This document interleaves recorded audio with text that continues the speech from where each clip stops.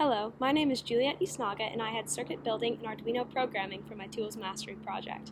I had never coded in Arduino before, so the first step was to get acquainted with the platform using the Blink file.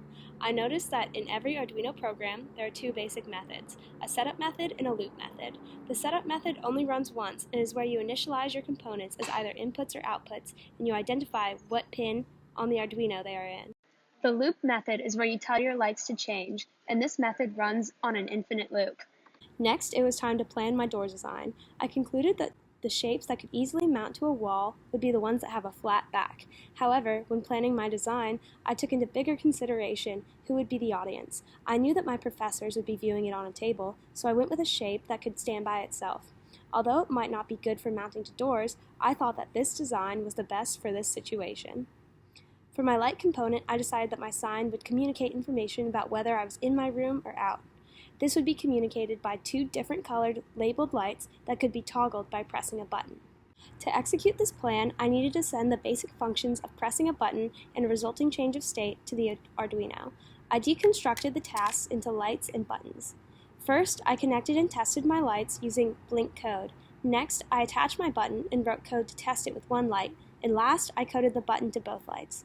When my code did not work, I would first look at the syntax in case I spelled something wrong. Then, I would check the connection to my computer. Sometimes my computer got confused which port the Arduino was in and which port the computer charger was in. Next, I would consult the video Nathaniel made. Last, I was forced to copy and paste my error into Google and look at how others dealt with the problem. Once my code was doing exactly what I wanted, I moved on to mounting it. I cut my cardboard with enough space to accommodate the Arduino, breadboard, and connected battery. But I did have to fiddle with the positioning to make sure all the wires could connect to where they needed to be. My strategy was to first attach the breadboard and then to position the Arduino and battery so that the wires could connect. Next, I poked tiny holes in the sign and weaved the lights through, making sure to label which was the negative or positive lead. The last step was to solder my components and decorate.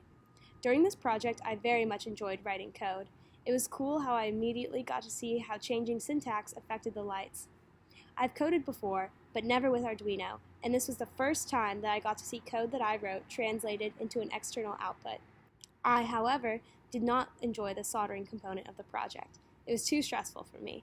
I didn't like the lack of control that I felt while soldering. My biggest obstacle during this project occurred when I was writing the code.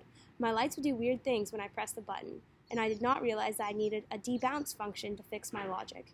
Once I did a little more research, I learned what I needed to do, and I used the built-in Arduino example on debouncing to model my code. I had a lot of fun on this project, and I will definitely be messing with Arduinos in the future.